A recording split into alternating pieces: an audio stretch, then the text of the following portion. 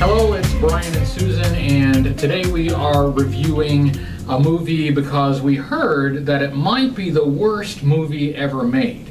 It's called After Last Season. It was made in 2009, and so we watched it, and we're going to give you our thoughts on it. And so I did some research on this movie, so I want to learn a little bit more about it. It turns out, according to IMDb, this movie had a budget estimated of $5 million. Now you can't tell where $5 million went in this. No. You can't see $5 million. No. But they spent $5 million on it. And according to the Wikipedia page, only about $30,000 to $40,000 was spent on the shooting and the filming. The rest of it was spent on the computer effects. This really shitty CGI that is all throughout the movie. And so this stuff cost almost $5 million to make. And the CGI is bad. I mean, this movie was made in 2009. It was bad by 2009 standards. This would have been bad by like 1999 standards. Yeah, we're talking 1995 PowerPoint quality. Yeah, it's bad.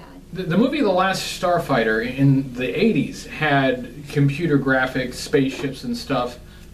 That's better than this $5 million CGI in this movie. It did play in actual movie theaters in 4 cities. It had a limited release. So people did buy tickets to go see this movie. I don't know how much they made. I don't know what the ticket sales were. It wasn't $5 million. It wouldn't know. There is no way this movie made its money back. Yeah, no way. So let's dive in and look at After Last Season and find out if it's as bad as everybody's saying it is. God help us. We start with some random colored rectangles, then we have just a plain white screen. And I'm thinking of the lines, the first lines from Lego Batman. Some, like, all great movies start with a blank white screen. And then the title comes in a piece at a time. And I actually think this kind of captures the feel of the movie. It is mostly blank and extremely slow moving and really boring. In our first scene, we are in what is supposed to be a hospital. In an MRI room. Yeah, an MRI room, and this MRI is very clearly made out of cardboard with white wrapping paper around it. You can see the tape, and it's like pink walls, and you've got like windows from a house with like blinds on them. And we are introduced to our first character, a guy who says he has Parkinson's disease, although he says he can control the shaking. And he's there to go into this cheap cardboard MRI. We start out with some pretty bad effects. There's one little light that has a green dot. It's a light. It doesn't say what it's for because there's no wording on this thing. You get like 2 symbols on paper and then somebody just shining a light on one and they turn it off and then they shine a light on the other one. That's supposed to be our control indicator. In this scene we get like just sort of random close-ups in the room. We get a close-up of a window for no reason. We get a close-up of a ceiling fan. We get a close-up of the border along the wall up at the top, which is clearly just like printer paper that somebody has taped up there. To hide something. I guess. It's like, I don't know of any MRI rooms that are pink or bright, because they're all dark, because they have to be. But do they tape printer paper up along the ceiling? Did any of them do that? There's no way. The printer paper thing, that surprises me because it's really, they focus on it for some reason. And I don't know why, if you have like a low budget or a no budget movie where you're making your sets out of cardboard and making your props out of cardboard and paper, why you would want to draw attention to that. But we get a close-up of... For like 10 seconds each frame. Yeah. It's like, look, ceiling fan, embrace. And so then we get the next scene where we have medical students And you notice this, their lab coats all have square wrinkles in them. They're like fresh out of a package. They're not professional lab coats at all. They're just, let's go to the Halloween shop and get one, take it out, shake it, and put it on, done. Yeah, they'll be famous. That's exactly what it looks like. It looks like Halloween costume lab coat. You could at least iron it or steam it. Make it or something. Look like it didn't just come out of the plastic. We get cuts of different locations kind of cut in with the medical students, and this is really confusing. We go to an apartment and we see a woman. We don't know who she is. The apartment is apparently on the 3rd floor. And then we cut to a man, a young man, who seems to be writing something. We have no idea who either of these people are. Your only indication is that the doctors and students are discussing a patient that the doctor has who's schizophrenic.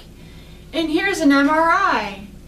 The same MRI on the walls 4 times. The cutting between locations is really confusing because we don't know where we are. No. We have 2 people, this woman and this man, and are they in the same building? The guy stands up and we see that he has a Union Jack belt buckle, which is like actually helpful because it like makes you remember it. Okay, that's weird, but at least we'll remember this guy now as Union Jack belt buckle guy. We cut back to the students in the hospital.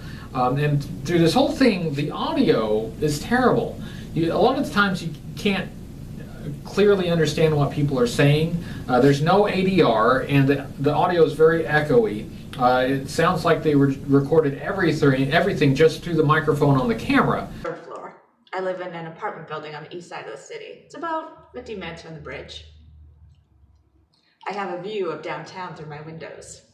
The medical students and the doctor have this conversation about schizophrenia. They show these MRI and he talks scans. about a patient of his, and I think that's a HIPAA law. That's a HIPAA violation there. Then we're back to the apartment, the Union Jack belt guy. There's a knock on the door, but there's nobody there. They cut to him holding the door open or holding the knob very majestically, just hold for 10 seconds. And then we're cut to him standing outside the door. The woman discovers a Union Jack belt guy dead, his dead body on the floor. He's bloody, and it's murder. A murder has occurred of somebody that we don't know and don't care about. And is she shocked? No. No. I honestly care more about the guy's belt than the guy. I don't know anything about it. She didn't react. She was like, oh, are you okay? Like, what? You want to react? I'm sorry. If I saw somebody stabbed on the ground, I'm going to react. I'm not going to be like, huh, that's weird. We cut to a totally different location, and we have 2 women talking. Where are they and who are they? No idea. And then a blonde woman just shows up, and this whole set, obviously, it's just like cardboard or plywood walls. I thought, and I have in my notes, that it looks like it was set up in a warehouse. It sounds like it. Yeah, and this audio sounds like it because it's very echoey. But according to the Wikipedia page, the whole thing was filmed in a house, one house. Everything was filmed in one house. So they must have shot these parts in the garage. The audio is so bad that we can't understand some of the dialogue. I cranked the volume up to try to understand what they're saying, and it's just muffled. She spent most of her early years in a small town. I can go as far back as my grandfather. He grew up in Ringham. Then we're outdoors for a second. I guess this is supposed to be the exterior of the building in which this other stuff is happening. I don't know. Oh, with that Proris Corporation. Proris, is that how it's said? Something, I don't know. I can't find it in my notes. Something like that. Propolis Corporation. And you don't know what that is. But then you cut to the blonde girl from the previous scene. I guess has an internship there. Then she goes into a different room and sits down. next to some guy who you don't know who he is. Yep, new character we haven't met yet. And by the way, we don't know his name by the end of this scene. No, you don't even know her name. Yeah, we don't know anybody's name yet. Nobody's. I don't think at this And point this is anybody's like said a name. Say good 20 minutes in, nobody's been established of who we are. She obviously seems to know this guy. Because he was from the beginning scenes with the MRI. He was the other medical student. They talk about a questionnaire, Yeah. but who cares? I mean, why? All this time when she keeps looking out this other door to say, oh, so-and-so is busy. Somebody's not out yet. And then they make a date. Yeah, they make a date and they put it in their calendars, and we have this scene where we see every second of them checking their calendars. Oh no, I'm busy on this day. How about this day? Will this work for you? Let's and we needed to see that, right? It just goes on. It's like, why are we seeing this? Now, yeah. It's like, just say, I'll call you. Okay. Sure, yeah. If you know each other. It's ridiculous. Yeah, there was no that whole bit about them putting the appointment in their calendar doesn't. It's just padding. But my schedule looks pretty booked up this week. What about next week? Is Wednesday a good day? Wednesday I have something in the evening. What about Tuesday evening? Around 7 p.m.? Yeah. And then we cut to yet another scene with yet another location, and this is supposed to be a class, like a classroom. Yeah, there's a sign that says, like, the original class is under construction. Please go to the alternate classroom. And this is the one I think that looks most like the garage, because you can see like boards on the wall in the background, and you see like an electrical cord with a light bulb hanging down from it. You see the shadow of it, and it's like the shittiest classroom I've ever seen. And I don't know how many medical students pass this class that has a drawn out brain on a board on an easel. Yeah, that's It's like, really? That somebody's kid drew a brain and put it on this board. And they were like, by God, my kid's art's gonna be famous. And none of this makes any difference. No. There's nothing that happens in this scene that has any bearing on anything. So we're done with that. Now we're at yet another location. We're in a house somewhere. Where is this house? And then we see a person, a woman with Prince Valiant hair. Who is she? What is going on? Give us something. Give us some kind of information to tell us what's happening and who these people are. We have these sort of random shots in the house where it holds, like there's a shot where it holds on a lamp and a shelf, and it just holds on that shot for way too long, and there's no The dresser, point to it. the door, random things. And then a man walks in, and we don't know who he is either. I've established his name's Mike, her name's Haley. But we've only had a few names. There's no main character names stated yet. And who are these people in relation to anybody that we've already seen? I thought, and I wrote down that these must be the parents of the guy that was killed, Union Jack Belt. Yeah. So that would make sense. Okay, that guy was killed. We saw that earlier in the movie, and so this must be his parents. They're not. I was trying to give the movie That's what it a looked chance. like. Because they were really melancholy, and it looked like they're in an empty house, so they're gonna move. It's like, oh, okay, that makes sense. But then you learn that they're not. Yeah. Further down. Yep. It's like, oh. Yep. Now this scene, I think they intended this to be the setup for the eventual climax, if you can call it a climax. So after that scene, we end up back in the hospital with the pink walls, and we have a doctor looking at a lady with an injured arm. Then they're talking about a nerve graft, and none of it has to do with anything going on in the movie. It's just there. It's just another thing that's happening. Just shows you that the blonde girl's a medical student. Yes, which we already knew, Yeah. right? It doesn't There's- add any new information. So then we cut to the guy whose name, by the way, we still don't know yet, the brown-haired guy. We find out later that his name is Matt. And we cut to him on the telephone talking about printers. The computer room on the first floor is being moved to the second. I went to print some documents and a technician said the printers had been moved. Can you still print?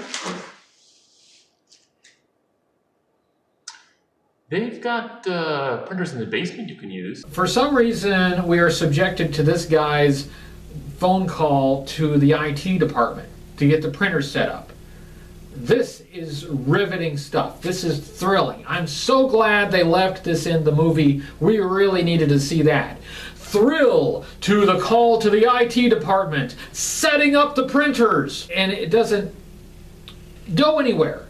There's no point to it at all. It's just yet another thing that we are seeing, but it's not connected to anything. There aren't any printers that play any role in this movie, but we got to see the guy talk about getting the printer set up. Thank God for that. So our blonde lady, who we find out her name is Sarah, is in a different room, and this, I think, is supposed to be the dorm. Yeah, with her roommate. Yeah, and it's the shittiest dorm in the entire universe. It's like cardboard walls with like paper. Yeah, it's like teacher room decor for second grade students. Yeah, I wouldn't even call it like wallpaper on There's the not door. It's even- like wrapping paper There's taped to the no wall. personal things like posters of things you like, or shelving, or wall sconces, or anything, because the walls would fall down. Yeah, because the walls are all like thin plywood or cardboard. You pass by them and they move a little bit. And because it's blank, there's no information conveyed visually to give you any idea of where you are and why these people are there. And then The only thing in there is a couch, a chair, and a desk. That's all the decor you need to be a college student, I guess. the ladies talk about some other girl that we don't know It seems getting. like she went out with a friend. Yeah. We have a conversation about some other girl getting sick after eating shrimp. She actually had to be rushed to the hospital. Just from eating the shrimp? Like, what were her symptoms? She couldn't breathe, she had stomach cramps. She was actually diagnosed with an allergic reaction to shrimp. Who cares? We don't know this other girl. I don't know why why the scene? It's like, okay. What does it tell you about any of the characters? How does it develop any of these characters? I think it was done because the medical student girl asks what her symptoms were. It's like, yes, we know, she's a medical student. We get it. Yeah, so again, it's small talk, it's pointless, it adds nothing. Why is it there? if it were about the murders Yeah. going on, yeah. But no, we're just hanging out with our roommate, talking about somebody almost dying. Apparently there's a killing spree going on. Yeah, and they've people known. have died. But everybody's real casual about it. They're more concerned about this other girl's allergic reaction to shrimp. After that's over with, we get back to Matt, the brown-haired guy, as he puts a sign on the door. And this was the psychological exercise. It said psychology exercise. Yeah, psychology exercise. But the sign on the door, they clearly just like took a still photo, zoomed in of a piece of paper, and then did like a text overlay over it. It's really bad. They couldn't even be bothered to write the words psychology exercise them out. on a piece of paper. He's looking at a test, and we get a close-up of the paper, and there's a name on it, the name Timothy Danner. And we're still trying to figure out who the characters' names were, so I thought that was his name. And I wrote that in my notes. Okay, finally we've got a name for this guy. It's Timothy Danner. Looks like it was his thing that he wrote that he Right. was going to present to this girl. But It's not. That's not his name. Yeah, we don't learn his name And until it happens later. twice. Yeah, it happens twice. And I got to comment on the audio again because during this scene we hear like a truck going by in the You background. hear so many cars outdoors. going What makes a signal that tells a muscle to contract different from a signal that tells an entire hand to contract? That's a good question. And I read in an interview with the director that they had to do a lot of these scenes with one take. So, however it came out with that one take, that's what they had to use. by. On some of the scenes, especially from this point on, you can hear coughing, you can hear shuffling, more vehicles, what sounds like when a big dump truck goes by and you just hear the vibrating house. You hear that. And why couldn't we have done a second take? Or just edit better and Yeah. cut that out. Sure. Oh, yeah. Some ADR would have made a world of difference in this movie. And didn't you say the creator was a real estate guy? Yeah, he was like a business manager for a real estate company or I something wonder like that. if he used an old house that was for sale. Yeah, yeah. I'll just rent this one out for a week. and Yeah, see one of their what I empty can do with houses. it. Yeah, one of their empty houses. So It'll be free. over a weekend, we shoot a movie in it. Yeah, that's. I hadn't thought of that about that, but that makes a whole lot of sense. It was empty. It was Yeah. an obviously empty house and just put stuff in it because that Yeah. echoing was terrible. Yeah, the blonde lady comes in and she uses a key scanner, which is clearly just a piece of cardboard that she slides a credit card through, and that lets her into the building. Where is this building? What is it? We don't know. Right, you don't know if it's that Parolas Corporation or it's a different area on the campus or what. Matt and Sarah are getting together for this psychology exercise. And now we are introduced to a whole new element in the movie. The chips that these little plastic rectangles that they place on their temples that allows one person to see images from the mind of the other person. And this is where the really shitty CGI comes. The person can read the mind of the other person, but not clearly, not like in realistic images, only in like basic geometric shapes. It's a one-way view. Yeah, a So one-way somebody's view. got a really dull mind. And so this is a new technology, so apparently we're in the future, at least we seem to be, where there is this, like the beginnings of mind-reading technology. For some reason it goes to handheld, like shaky cam. It's like when they put the devices on their temple, and then all of a sudden the angle changes and the room's a lot brighter, and it's just somebody with a handheld doing a pan shot. Yeah. And it's like, why? It's like, yes, we know that they're sleeping. Yeah, it's What's the point? and it's kind of jarring because it's so different from the camera work previously. Right, you're like, oh, well, It's all like- of a sudden it's white. It's Yeah. almost a white screen. And then we're moving around. Does this mean something exciting is going to happen? Is this like a shift in tone? No, we just get some random handheld camera for no reason. And it was the first time that that view was introduced. Yeah, it would make sense if it were like a callback to something else they had done, or if they were establishing the handheld camera as a shorthand for like the killer's point of view or Yeah, I something wonder like if that. it was the first person view, Right. because you end up seeing it a lot later on. Yeah, but it's not that. It's just random. Now they do later use it for the killer's first person point of view, but that's not in this scene. So it's just a handheld camera for no reason. And then the really shitty CGI starts. This is what they spent almost $5 million on, and it is awful. It's just really basic geometric shapes moving around, usually really slowly, and these shots go on forever. Yeah, I wrote down that there's like random humming and zapping sound effects, but they're Yeah, not there's connected no- to anything that you're seeing. You know, if this is in this girl's head, then she's not going to pass her exams. Yeah, I don't want to be her patient. And these go along for a really long time, just basic shapes, and then Shapes and balls, and then you see birds. Birds that make the birds in Birdemic look realistic in comparison.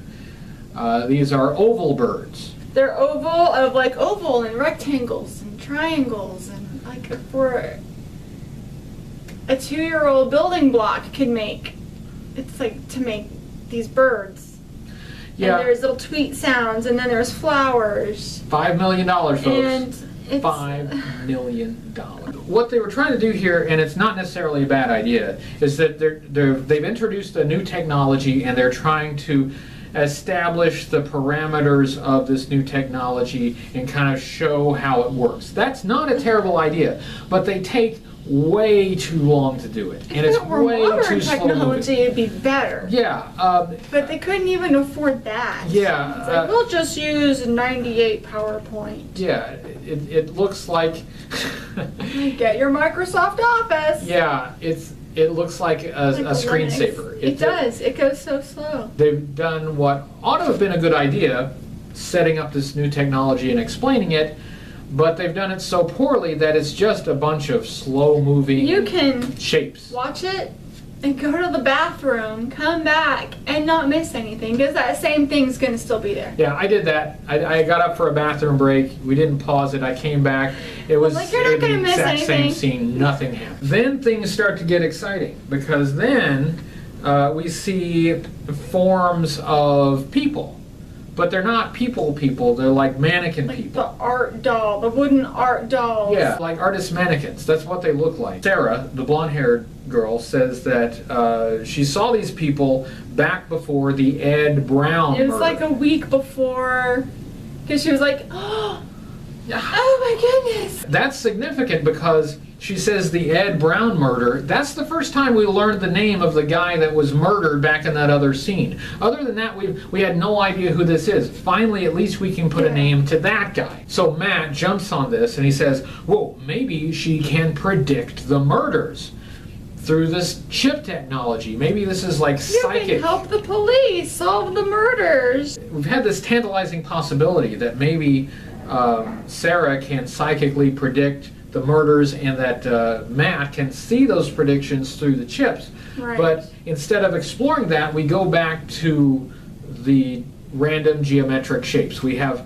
floating blue boxes. Right, because he asks her to try to make everything more pronounced and to hold that image. We should be done with that by now. Done at Yeah, that we're point. on to the next plot point. Get is- on to the next thing. Yeah, because now we think, okay, maybe we're going to be psychically predicting murders.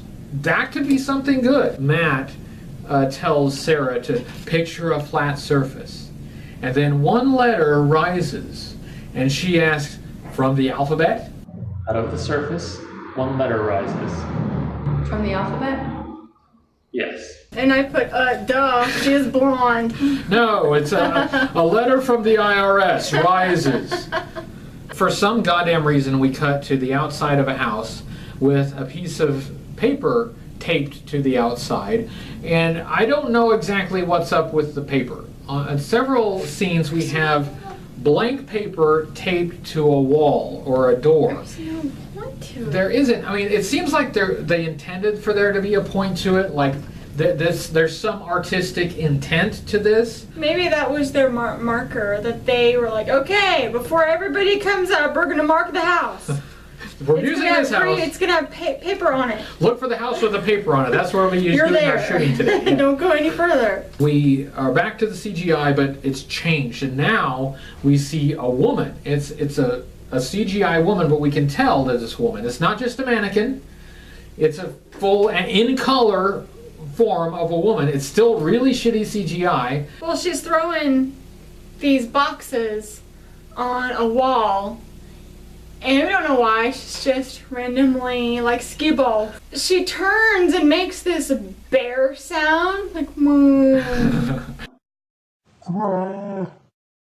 Sarah said that there was somebody else in the room. That's right. There's We somebody can't else in the see room. anybody. We can't see that person. We're just got to take her word for it at the moment. Now, as far as the graphics go, we've gone from Roblox to The Sims.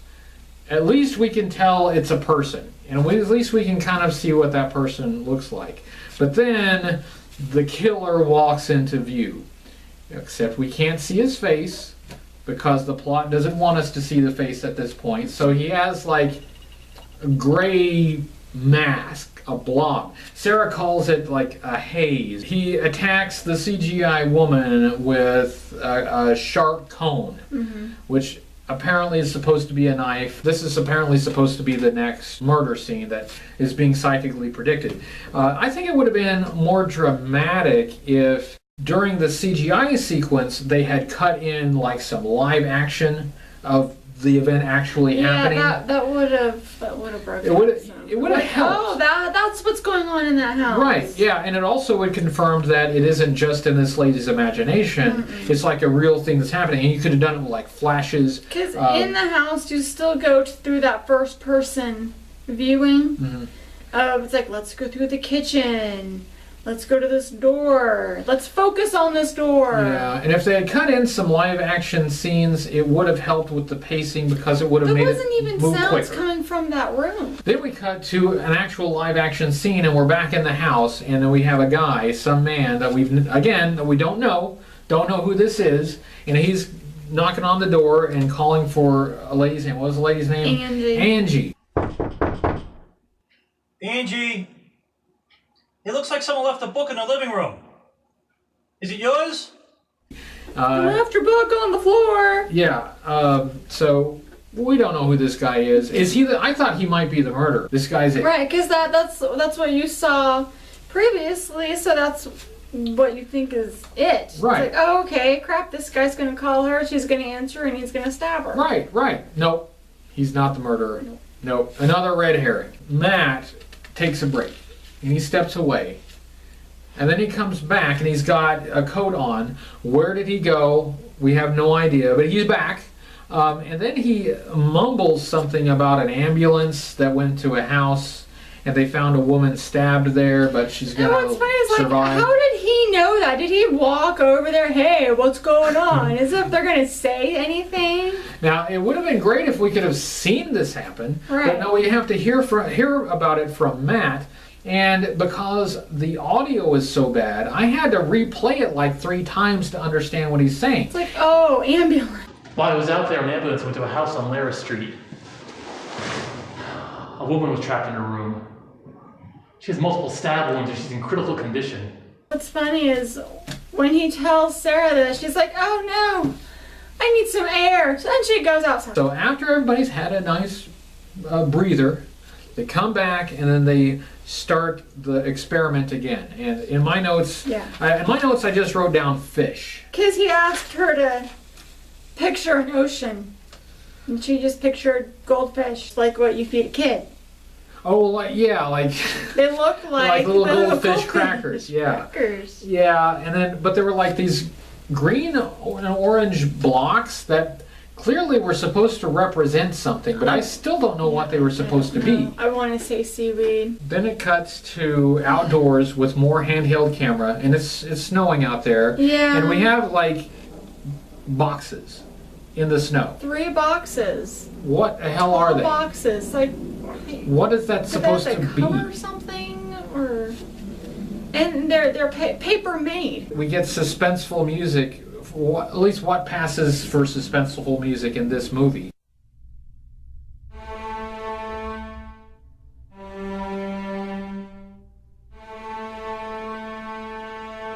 And then we cut to a hallway for apparently no reason. And then we got back to the CGI. I mean, obviously they're trying to build suspense, but everything happens so slowly. And it's not in sequence to anything. Yeah, these are just random. These things that you're seeing are not connected in any way. So it's hard for it to be suspenseful when you don't know what's going on. It's like, oh, we have to make sure that they know that there's a killer on the loose. Cut to this scene. Oh, we have to make sure that there's that other thing going on. Cut to that scene. Oh, wait, we have to make sure And then we're back just to tie it together. yeah. There's nothing to tie it together. But then we get back to the CGI, and it's Cone Man. Yep. It's Coming. a man made up entirely of cones. I guess this is supposed to be the killer. This is the really scary part, is it shows him standing in front of a sign that says psychology exercise. Just like the sign outside the room where our two heroes are What'll right they now. do? The killer is just outside the door. Thrill! Suspense! The killer is in the building, and then a door starts to creak open. Yeah. So we see the door open, but there's nobody there. And then There's it nobody on the other closes. side of the door. Objects start to move around. Apparently the killer is invisible. It's the invisible man. He's the murderer. And he's in the room with our two heroes. And not that they react much, not that they have any emotions about this. Matt gets stabbed in the arm, and then he swats at the invisible guy and apparently knocks him over, and that knocks over a chair. And then this is, I think, supposed to be an action scene. Like, this is the action. This is high action in this It's like, movie. ooh, there's But- some invisible thing attacking from anywhere. But there's no music. There's music. no rhythm. There's no sense of urgency on The from the fake- actors. The acting when they get hurt is so fake. Yeah, It's so fake. It's like, okay, you know, if you're like stabbed, it's gonna hurt. so yeah. There's no reason for us to get invested in this action scene. After that, my favorite part. My favorite part. Matt wakes up. It was all a dream. I mean, okay, when we found out that it was a dream sequence, first I thought, okay, how much of this was a dream? Just the invisible man part, right? Sarah had gotten up to take a break. He had fallen asleep, and he had Right. dreamed that an invisible killer had come in the room, and he woke up. But no, not all that. The whole part with the mind-reading chip, all of that, none of it happened. It was a dream. Because Sarah walks in and wakes him up. Yeah. And she just arrived. Yeah, she just arrived. So your 45 minutes is gone. Yeah, 45 minutes of like the worst CGI you've ever seen. Yeah. You've had to sit through Gonna that. take years off your life. It's all pointless. So now we get to start the real psychology experiment. Right. And it starts with Sarah asking Matt a bunch of really boring questions. That he made. Yeah, He made this questionnaire. yeah. And he has to answer all these questions. And there were 15. I was like, good Lord. Please don't ask all 15 Please questions. don't ask this. And I mean, this could have been good. This could have been a nice way to develop the characters, but the questions are really boring. And the only thing that it reveals is that Matt is a really boring guy. He's got nothing going on in his life. One of the questions she asks him, if you could change any two events in the last 48 hours, what would you change? So you're given a wish. You can change two events within the last 48 hours of your personal schedule. What would you change? Within the last 48 hours.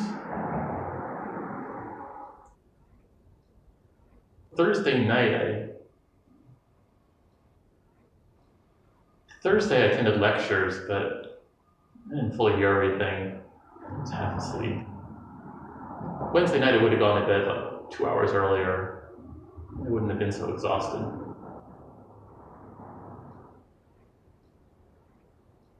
This guy, nothing happens in this guy's life.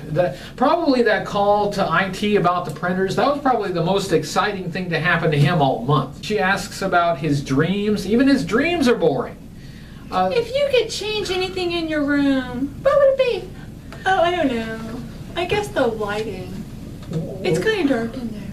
What is this supposed to reveal Like, really? about the characters? What is this supposed to tell us about the characters? That has nothing to do with psychology. The chip thing, at least, was slightly interesting. And we've given up on that idea. That's gone away. And now we're down to asking really dull questions. And then in the middle of this, they hear a bang. They hear a noise. They get up to investigate. Uh-oh, we've got some suspense again. No And music though to let you know. they go out of the room and they find the killer. We actually get to see the killer this time, and he's standing over a guy that he apparently stabbed. Yeah. Who's he's, like, lying on the floor. looking for a code. Tell me where the code is Yeah. or what the code is. Like, you can't. You kind of stabbed him. Yeah, he's kind of dead. You know, it's too late to interrogate someone after you've already killed them. There are 6 digits to the access code. Now, what are the last digits to the access code? And by the way, we've got another murder victim that we don't know. Have no idea who this person is. And the killer that I don't think we've ever seen before. I think this is the first time we've seen the killer in the movie. There's been no setup for this. It's just random guy is the killer. He's not a ghost. He's not invisible. So he's an actual person. That's great. Matt and Sarah run back into their room. And I guess she tries to call the police. Yeah. And the guy comes in with a knife. With the knife. And it's really badly done. It's like, oh, traipse in there with a knife. Yeah. And then he holds it. Yeah. And then a chair flies through the air, hits the bad guy, and knocks him out. And then another chair moves on its own. So like, okay, we're back to an invisible man. Right. It's like, okay, where'd that come from? Then our two heroes hear a disembodied voice. Sarah. Did you call me? No, I didn't. I'm over here. I wrote down, and I swear, the voice sounds a little bit like Neil Breen. After all, I controlled access to the National Geospatial Intelligence Agency. It's not Neil Breen, but it would be so fitting if Neil Breen actually did some voice work in a movie this bad. That would just tie everything up in a bow. That would be great. But no, we find out that this ghost is a guy named Craig. A guy that we've never met before, and as far as I know, this is the first time the name Craig has ever been There was no mentioned in this mention movie. of a Craig. Nothing. We get this scene of Matt and Sarah kind of hanging out in this room with an unconscious serial killer. Who still has a knife Who still in his has his hand. knife, but he could wake up at any second and resume the serial killing. But we're not worried about that. Now we're having a really dull conversation with a really uninteresting ghost. He picks up a ruler to show that he has the power to move things around. It's slipping through my hands. It's getting really heavy. The ruler's becoming heavy. It's passing through my fingers, through my hand. Then an FBI agent shows up. My favorite part of this is that on the back of the guy's jacket where it says FBI, the letters are clearly just hand cut out. Hand painted or hand cut. Yeah. If you ever see a guy that says he's from the FBI and on the back of his jacket it has like hand cut out letters, that guy's not legit. Don't trust that guy. It turns out that FBI guy is the same guy that had Parkinson's in the first scene. His main purpose is just to provide exposition. Like, exposition It's after the like fact. The guy was hired by somebody to get codes for like espionage or something. This movie would have been helped by putting this exposition at the front of the movie so we could better understand the stuff that's unfolding later. Instead, we get this after the fact, after we've seen a whole bunch of disjointed stuff that we didn't understand and a bunch of people that we don't know. Then we get a new scene and it's Sarah and she is seeing a patient, and then we cut to the dorm, the same shitty dorm as last so like time. I guess, and life was okay that day. Life goes on. Yep, and Sarah is thoughtfully holding the ruler that the ghost Craig had picked up. Yeah. We're supposed to. Where he is now. Yeah, we're supposed to believe this is meaningful because she's staring at it for a few seconds. Right. And then we cut to a scene with Matt. He's on the phone and he does talk about the murders, so apparently the murders are at least a little bit important. He spends about 10 seconds talking about the murders, and then he just goes into this random small talk about nothing that makes any difference whatsoever. Like some kind of town that somebody's going to for a vacation, and Yeah. his uncle likes to fish. Like, oh, good for your uncle. It makes no sense. So, But it's like, I guess, to show that he's okay after his traumatic ordeal. yeah, no PTSD there. Nope. We see Matt at a computer, and as he's sitting there, the coat in the background falls off the wall. Is it Craig? It must be Craig. The ghost of Craig knocked It's a his... faulty nail! First of all, obviously, nothing falls off the wall for no reason. It's always a ghost that does it. Second of all, Craig's kind of an asshole. You knock the guy's coat down, he could at least have the decency to pick it back up and put it back on the wall. So finally we get the last scene, and it's we're back at the house from before, with the Prince Valiant hair lady. And we have her and another lady talking about nothing of any importance. And that's where we learn that Prince Valiant lady is Craig's mother. And that's it. Yeah. That's the There's- payoff. What's bad is there's, I guess, the other woman is an old friend of the family, or I was kind of under the impression it was a real estate agent. Yeah, and they're And she was selling the just house or something. looking at the house, and they go in a room and she picks up these picture frames that are facing the wall. Yeah. Not the room where your pictures should face, Yeah, so like they everybody turned can them to see your face the wall, family. yeah. And that's actually when we finally get to see a picture of Craig. Yeah. It's not anybody we've seen before. No. It is not anybody who's shown up in this movie Just ever knowing before. that he was a medical student and he would have graduated that year. And that's it. And then the movie ends. Then it's over. Roll credits. Really long credits. The credits leave a big gap in the text, which I swear is just to pad the runtime of the movie. Why do they need a stuntman? Stuntman for what? Yeah, they had actually somebody working on the sound for this, and that's astonishing to me because the audio was so terrible. Okay, so we've talked about the movie. Now let's talk about whether this really was the worst movie ever made. In terms of boredom, yes. It was really boring. Very boring. It was, I mean, you want to get up and do other things. And How would you compare it to like Birdemic, Shock and Terror? no, Birdemic was better. Birdemic, yeah, I agree. Birdemic, as bad as it is a lot better because even though the filmmaking part of it is completely inept, at least stuff happened. Actual action scenes. I mean, you had them with coat hangers, and it was ridiculous, but at least, you know... You need more about the characters. Yeah, those long, drawn-out scenes in Birdemic, they could really drag on. But you did learn something about the characters. In this movie, no. You don't really know much more about the characters at the end of the movie than that you did at the beginning. You don't even learn their names through Until most of the movie. The end of it, till like 3/4 way in. How would you compare it to The Room? Oh, The Room was better. The Room was a lot better.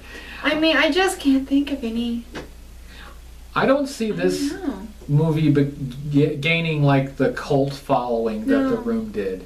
This is not one that people are gonna go to movie theaters to see or like You riff can't tracks. bring and- a prop. I wouldn't want to bring a friend. Like, I don't want to put you through that. I like you too much. How would you compare it to Neil Breen? It's kind of hard because some of the characters were like Neil Breen. Yeah, I think it actually compares closer to a lot of Neil Breen movies in that in a lot of Neil Breen movies you get long scenes where not really very much happens. No. That's one of the reasons I liked I Am Here Now, because at least in that movie some stuff happened. It was ridiculous and hilarious, but at least you had some things happen. But in a lot of his other movies, it's just a lot of stretched out scenes where nothing of any importance occurs. And that's one of the hard times I have with Neil Breen. And we had that in this movie. I mean, I'm not one to just get up during a film I haven't seen because I want to see everything. But this was one that I would definitely like. It'll still be here. Yeah, you won't miss much. No. You know, get up anytime you want to. Yeah. You won't miss much. That was After Last Season. I hope you enjoyed this. We'll look at another movie next time. It won't be probably quite as bad as this one, but the movie I think we have in mind is quite bad. So look forward to that. Thanks everyone for watching. This is Bryan and Susan. We'll see you next time. Bye.